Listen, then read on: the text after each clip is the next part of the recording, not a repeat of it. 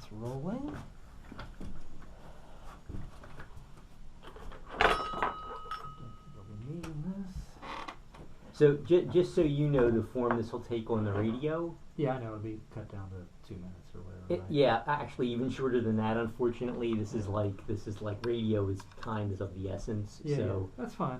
but just so you know, I want people to have good expectations. But there'll be a web version of it that'll be an article online, and that can include more information. Oh, okay, So. cool. Yeah, I mean, I brought along these extra things just to punctuate things with a little bit more oral variety. So it's not like I'm expecting to have a full concerto Right. audible.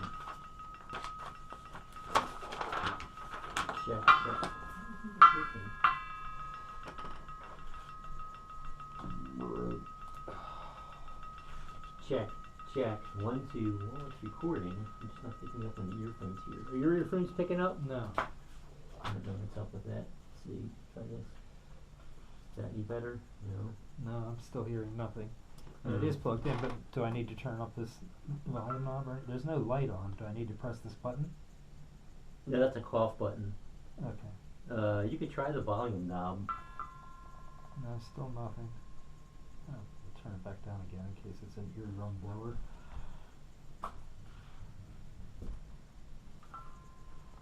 I'm not hearing anything Check. through that mic either. I'm sure that's. Could you speak into that mic? Testing. Oh, we are testing. Okay, that's good. You're picking up for sure, but Yeah. I don't know what the deal is with them with the headphones, so I'm just going to go without them. All right. Well, I'll They take change- mine off too. They change the settings every time I come in here, so I don't really Those know. technicians or non-technicians. How's that in there? No. Well, I can see Check. I can see the VU meter, or I guess strictly speaking, it's not a VU meter, but I can see the meter, so I'll know whether I'm being too loud or not just by looking at that. Yes. I think we're in a good range. Okay. Well. So I'll just ask you to sort of introduce yourself a little bit, and I'm going to pick out. I'll pick out clips from you that are describing what the performance and what the show is going to be like. Yeah. But we're going to record a bunch of other stuff that I'll mine for other information and quotes. Okay. Yeah. All right. Okay. Thank you. So, Should I just start? introduce yourself and tell us who you are and what you do. I'm tentatively a convenience, and I like to flatter myself and say that I'm a polymath, which means that I'm interested in pursuing a variety of disciplines, one of which is what I call music, which has the root word of to use instead of muse, as in the case of music. That often confuses people because I use terms like low classical music or boud music.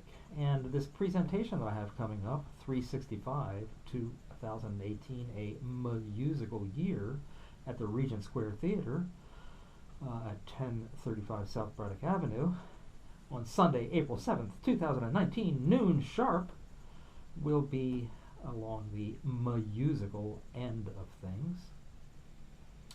Should I just keep talking? Or? Well, yeah. Well, let's. So this is actually a project that you did throughout 2018, right? Correct. So Every day.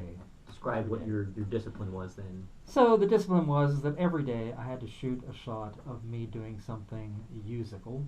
I have a whole room in my house that's filled with conventional and unconventional musical instruments, or just sound producing objects in general.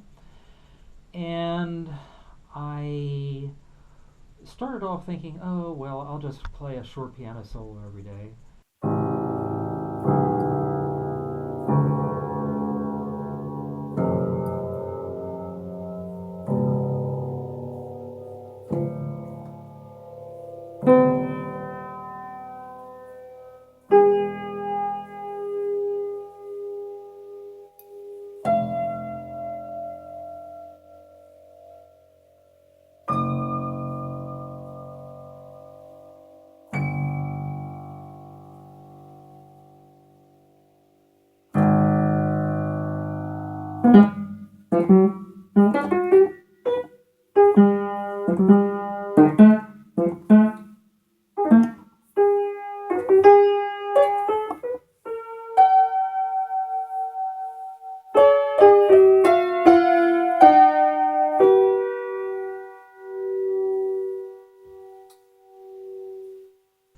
acoustic piano, a Spinet that I grew up with, and I'll just try to improve my piano playing. But then that got to be too boring to me more or less immediately, so I decided to switch instruments almost every day because I do have a lot of instruments, including ones that I don't play very well, if at all.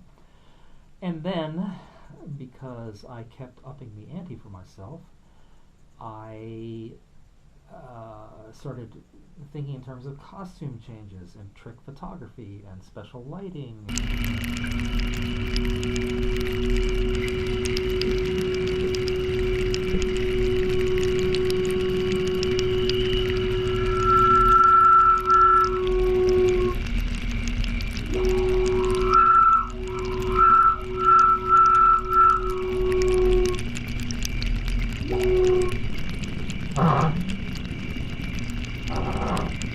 And so forth and so on.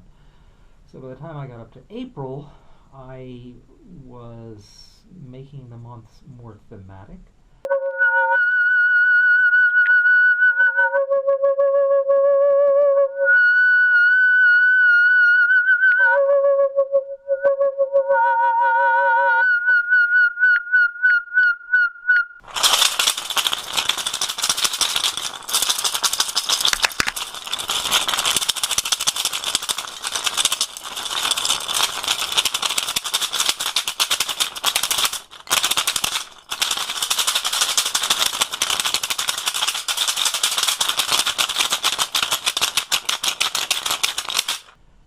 May was an all piano month, for example.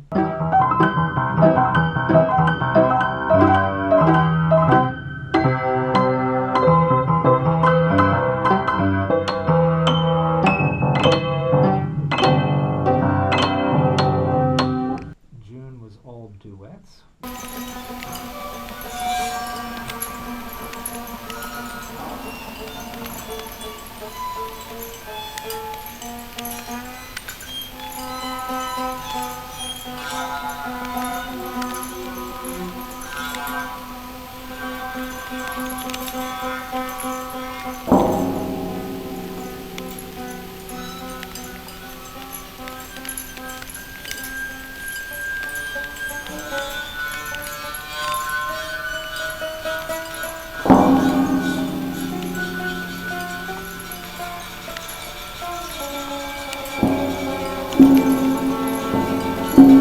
With 29 different people over 30 days.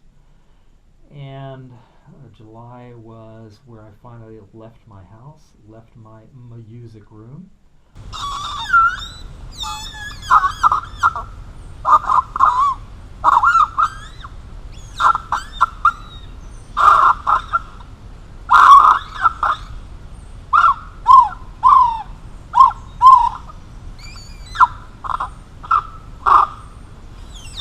August was the sort of whatever month. It started off with the Underappreciated Movie Makers Festival, which I organized, and people came from various countries for that, so we got to do some things together.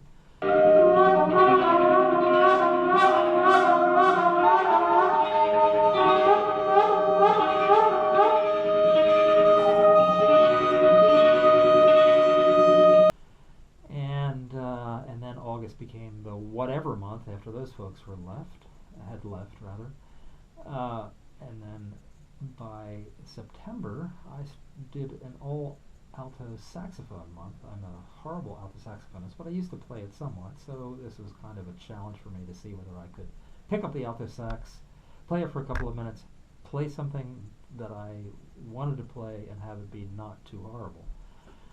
Of course, in comparison to the much more skilled alto saxophonists that I often play with, my playing is horrible, but it was still a really fun exercise for me. And because I am using trick photography, etc., or what for simplicity's sake I'll call trick photography, there are shots of a little me standing on the edge of the piano that's being played by a big me, etc., doing a duet between my two me's, my two respectively sized me's.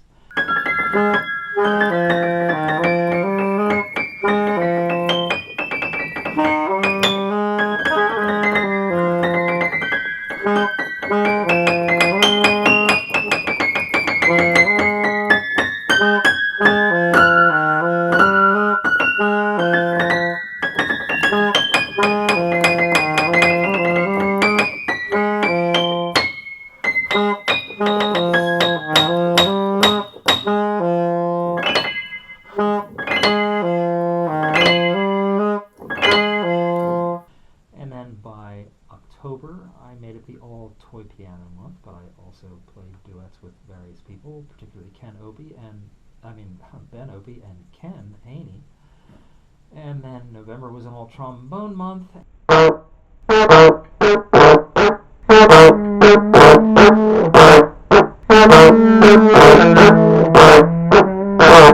And December was the kind of ultimate month, obviously the climax of the whole year.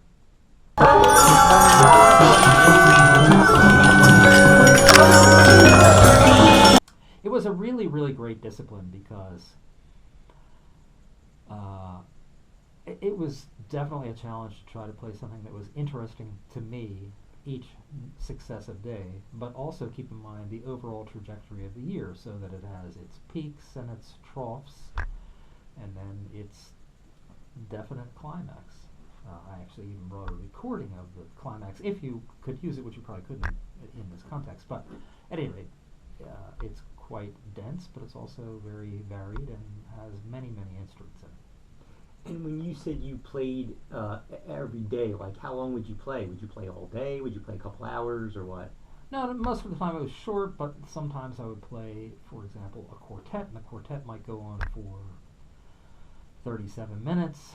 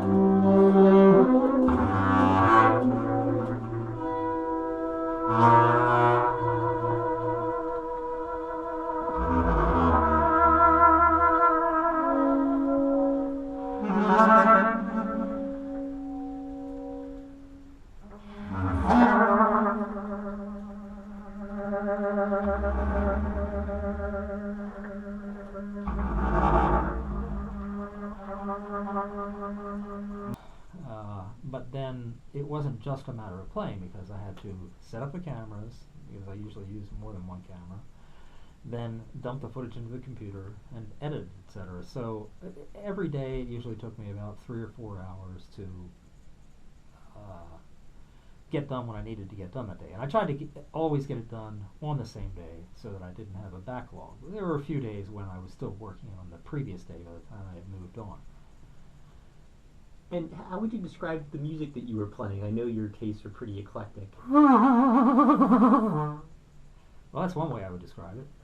A very Liverpudlian membranophone-esque type music. But there's a variety to it. There's actually a substantial variety to it, because in one instance, during the Toy Piano Month, Ben Opie and Ken Haney indulged me by playing a piece of mine that I call the Ersatz Bernard Herrmann, which is very similar to the soundtrack to Vertigo.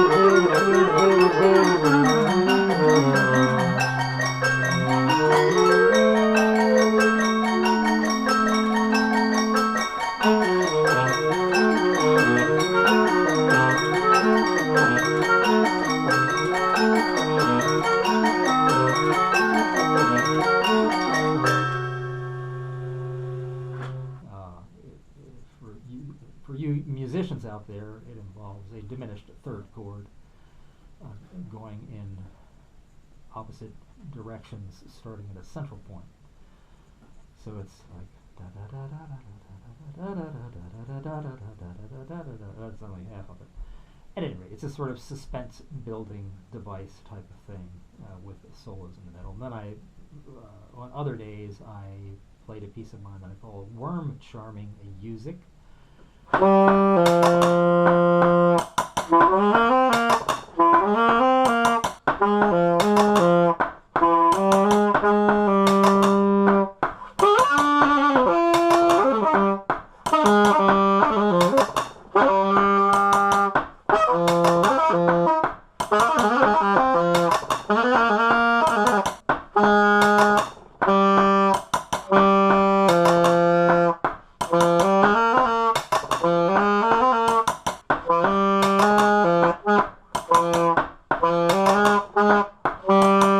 Which is based on a Pakistani folk romance called Momil Rano, which has a head that goes something like this. Da da da da da da da da da da da da da da da da da. And then there were other days when completely different things were happening. For example, one of the things that I was doing was getting out the electronic instruments that are available at the Carnegie Public Library Oakland branch, which I love, so this is a plug for them, and then playing around with those. And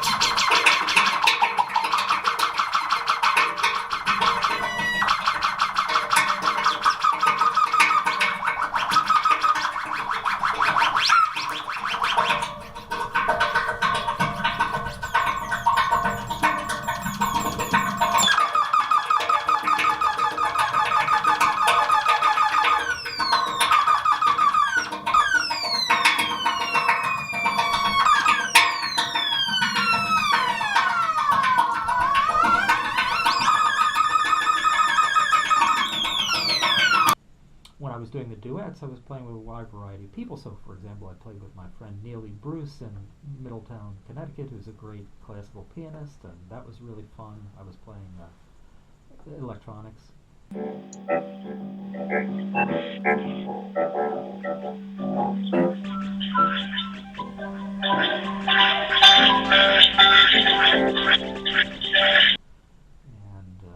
another time I was playing with Warren Burt, who's a computer music composer, amongst other things, in Australia.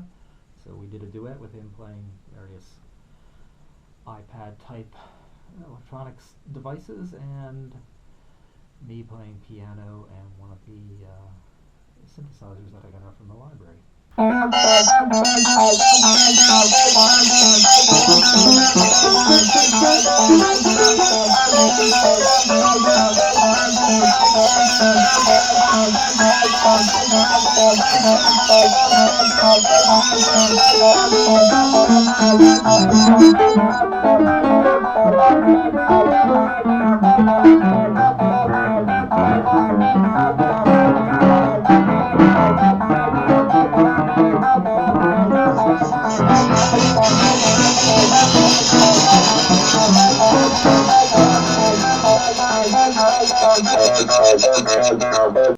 So if I was going to try to sum it up, or at least give a sense of the range of the stuff you're doing, I hear there's classical influence, I hear there's some electronic music, I hear there's folk influences.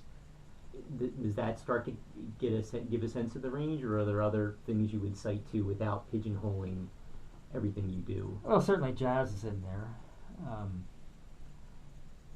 Not really anything like bluegrass, but actually even that's not true, because Kenny Haney plays old-timey music, and he and I did a duet with him playing fiddle and me playing toy piano that was very much like a hoedown type of thing.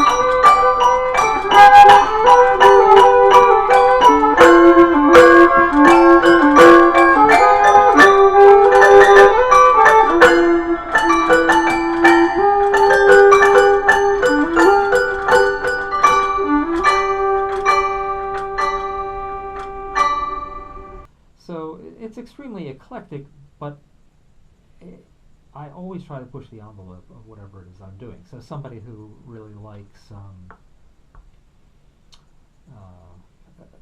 a certain perception of what jazz should be would probably not like the things that I consider to be jazzy, even though they're played by me with jazz musicians who are highly accomplished jazz musicians.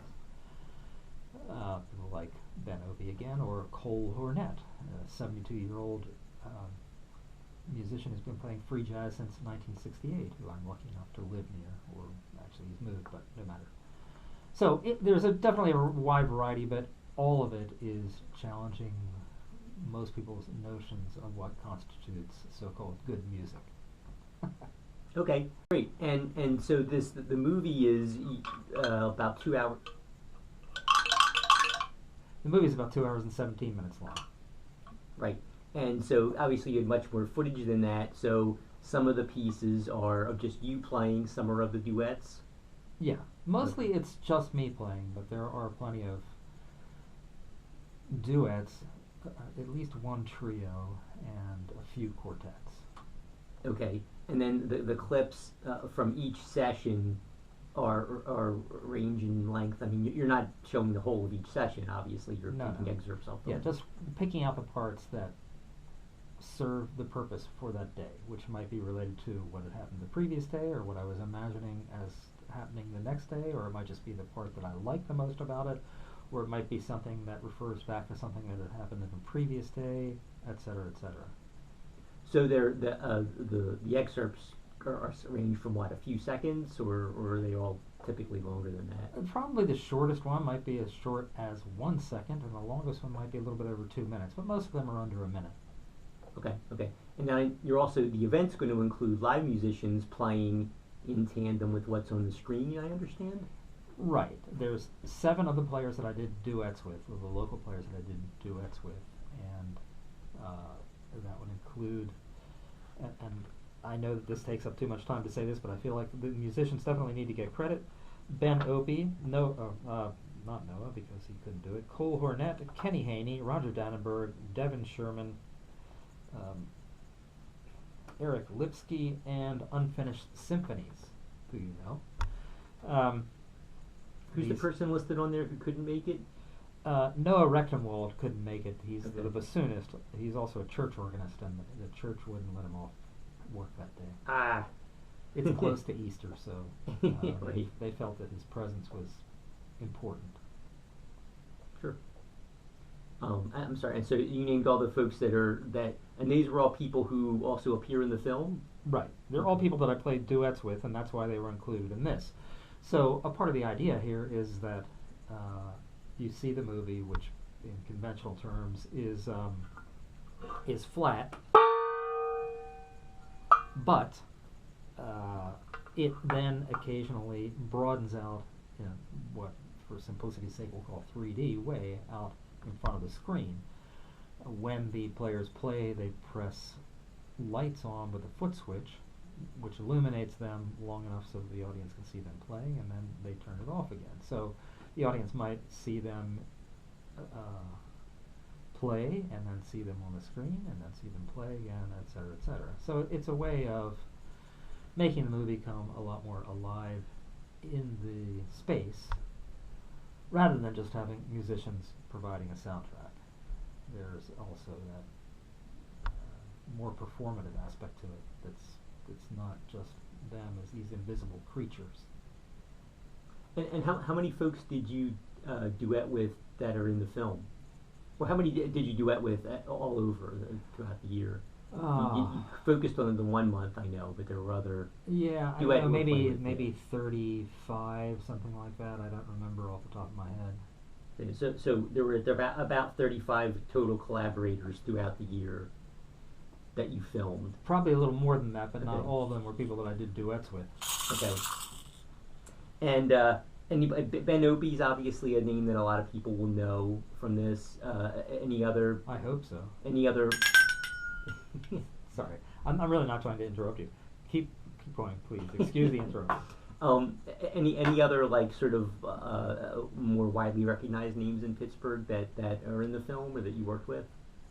Well, that I worked with. Well, Not necessarily that are playing duets there, right. because I know a few of the people, but I don't know that they're.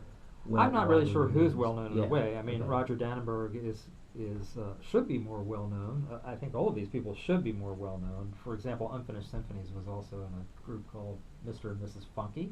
Mm-hmm. Uh, Not everyone is so well known as a musician. Eric Lipsky, who plays cello, is an engineering professor or something like that, so he might be more well known for that. Um, and then somebody who's not a Pittsburgher um, is a woman who might be known as a magician, for example. And I'm totally blanking on her name right now, so blame that on precocious senility. It's not precocious anymore. Although if I look through this while I jabber on, or listen to your question, I can probably come up with a name. That's your sort of log of everything that happened. Yeah, it's a second by second, blow by blow thing that the musicians are to use. Oh, this is the film. This isn't a record of the year. Well, it's the movie. It says at Mhm. at 1 hour 34 minutes and 11 seconds, I play alto sax wearing a silver outfit, for example. Or then there are all of these things of duets with a guy named Dick Turner, who was is a friend of mine from Paris, who was here for the Underappreciated Festival. And I hate that. I especially hate it when it's something creative. I call the results employer art. He's a great trombonist, so we played a lot of duets together. Not just on trombone. He's also a composer, and Tanya Solomon, that's the magician that I was trying to remember the name of. Although she's probably not very well known for that, but anyway, an amazing person who's also an accordion player.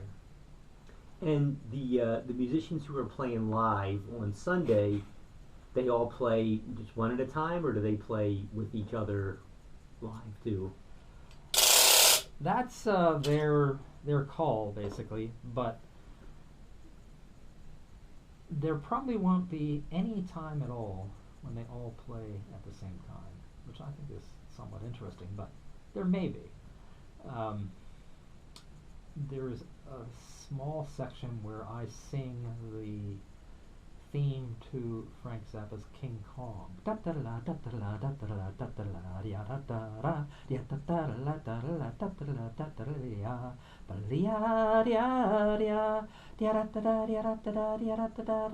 Do you know that piece?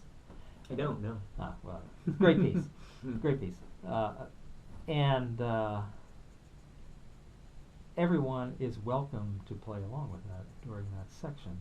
And Roger is saying that he's going to try to, but I'm not sure whether anybody else will. So it's possible that everyone would join in on that, or everyone might join in on the worm turning music, for example, which I already quoted from earlier.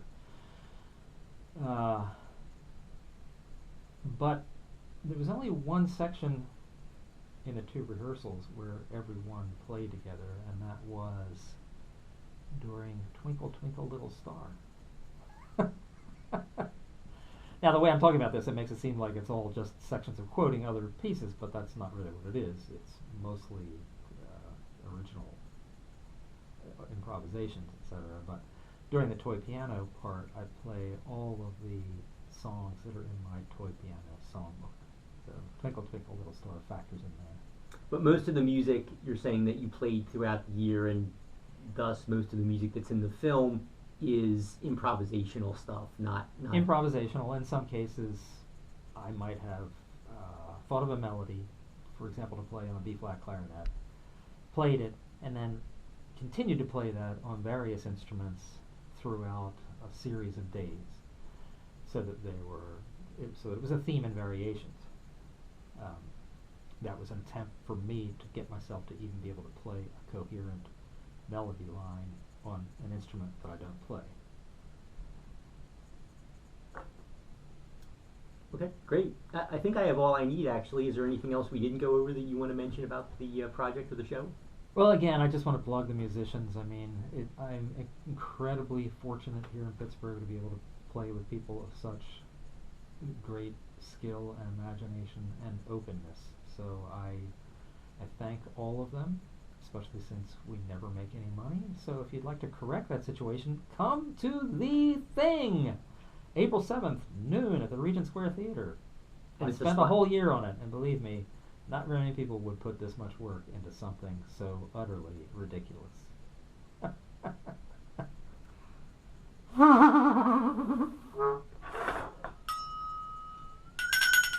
Nice. And it's I saw the tickets are sliding scale, $3 to $20. Right, was since the- I'm usually broke, lately I've been making events sliding scale $0 to $20 because I like people who don't have any money to be able to come in, but I also encourage friends of mine who have plenty of money to be generous with it, which they usually are.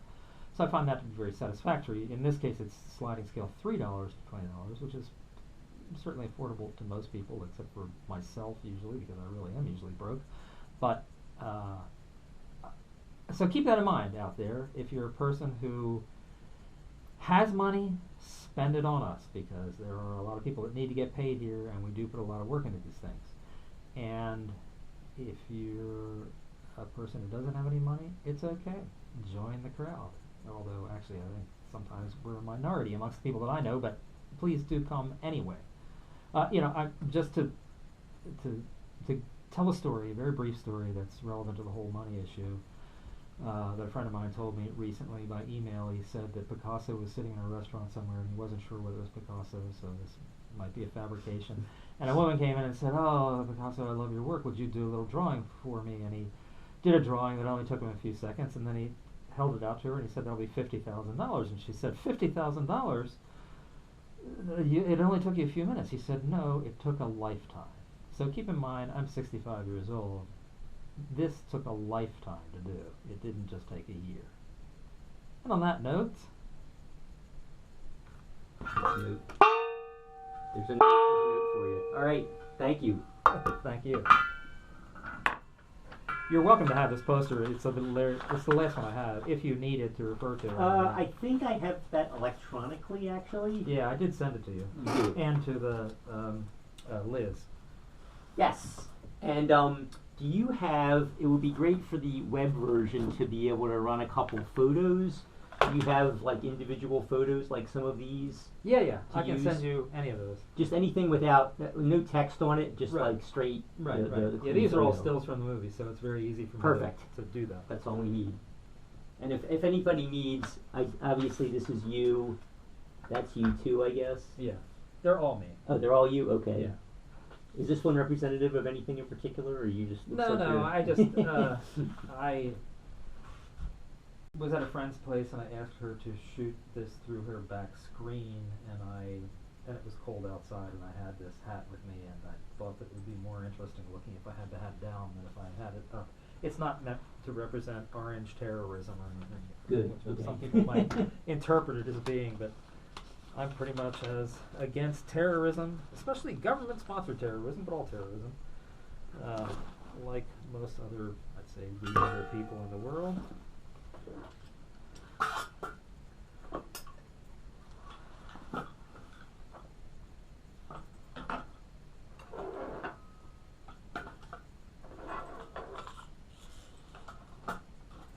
And sorry if you felt like I was disrupting your talking. I'm used to interpolating sound effects into things all the time, so It's okay. I think it'll work out in this case. I know that for the purposes of talk radio, anything that interrupts the smooth and wonderful voice of the narrator is not necessarily a good thing. Yeah, some people would get upset about it. This particular format that I'm doing is pretty heavily edited, so if it were live, someone might have shushed you. But Almost forgot my camera. oh, yeah. Here, do you want to say anything to the camera while I've still got it going on? And with you in the center of the shot? I'm in the WESA studios here with Tentatively Convenience, and we just finished a fine interview for a piece that'll be on later this week to preview his project and live video and music performance 365. And you are Bill O'Driscoll. I am Bill O'Driscoll. I'm the arts and culture reporter for WESA. Thank you.